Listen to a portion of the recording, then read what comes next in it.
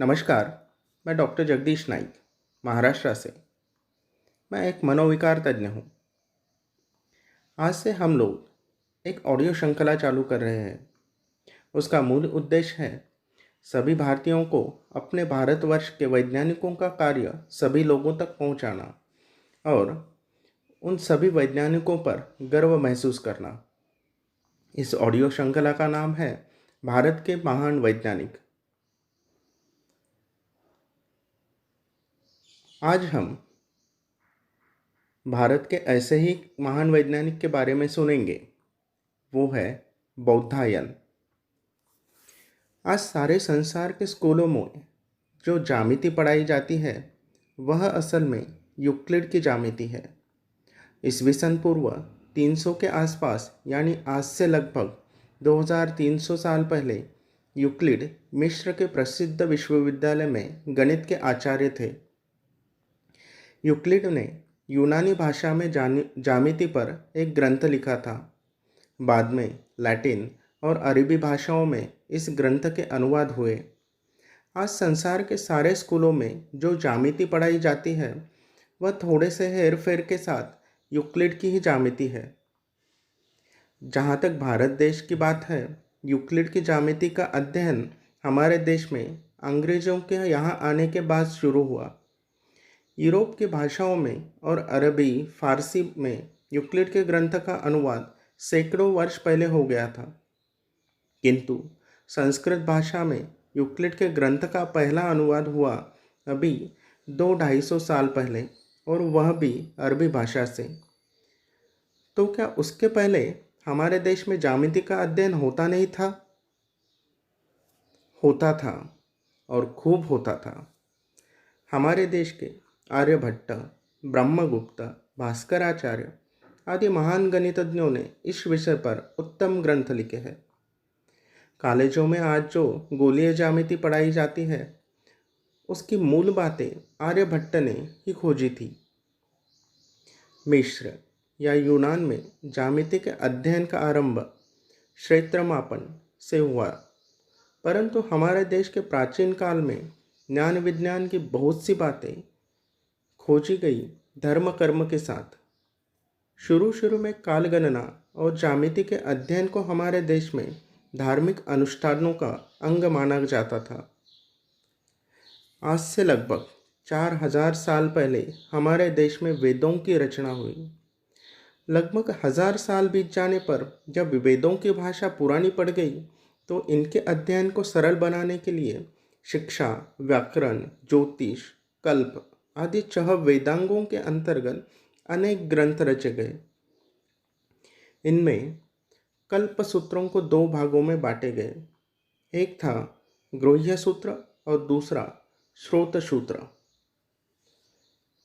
श्रोत सूत्रों के अंतर्गत परिशिष्ट के रूप में शूल्व सूत्र जोड़े गए। इन्हीं शूल्व सूत्रों में हमारे देश के प्राचीन ज्यामिति देखने को मिलती है। आरंभ में कई शूल्व सूत्र रहे होंगे, परंतु इस समय केवल 8 ही शूल्व सूत्र मिलते हैं।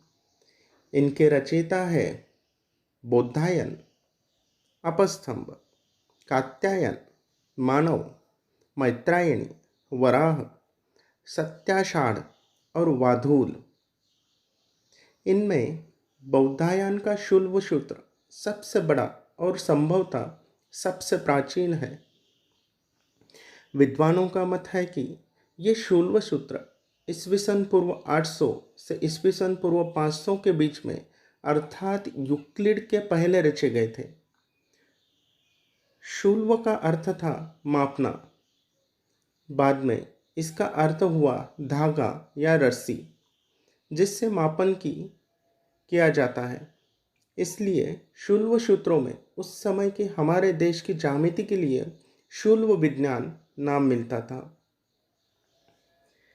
वेदों में अग्नि की स्तुति में बहुत से मंत्र रचे गए हैं। जाना पड़ता है कि ऋग्वेद के समय में भी यज्ञों की अग्नि के लिए वेदियाँ बनाई थी। वेदियों के आकार, प्रकार आदि के बारे में सबसे अधिक सूक्ष्म जानकारी जिन पुस्तकों में मिलती है वे है यही शूल्व सूत्र। ये शुल्व सूत्र वेदियों के निर्माण की सूक्ष्म विधियाँ बतलाने के उद्देश्य से ही लिखे गए थे। हर यज्ञ के लिए एक विशेष आकार, प्रकार और ऊंचाई की वेदी बनाने के नियम थे।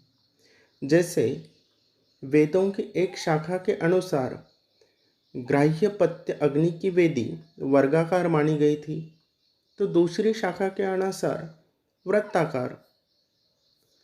आहवनीय नाम की अग्नि की वेदी हमेशा वर्गाकार होती थी, तो दक्षिण अग्नि की वेदी अर्धवृत्ताकार। परंतु इन सभी वेदियों की रचना के बारे में नियम था कि इनके क्षेत्रफल हमेशा एक व्याम मतलब 120 उंगलियां ही होना चाहिए। थोड़ा विचार करने पर पता चलता है कि इन नियमों के तीनों वेदियों की रचना के लिए ज्यामिति के कई नियम जानकारी जरूरी होना है। जैसे एक दी हुई रेखा पर वर्ग तैयार होता है, वृत्त को वर्ग में बदलना, वर्ग को वृत्त में बदलना, वृत्त को दुगना करना आदि। यूक्लिड की ज्यामिति में हमेशा पाइथागोर का प्रमेय पढ़ते हैं।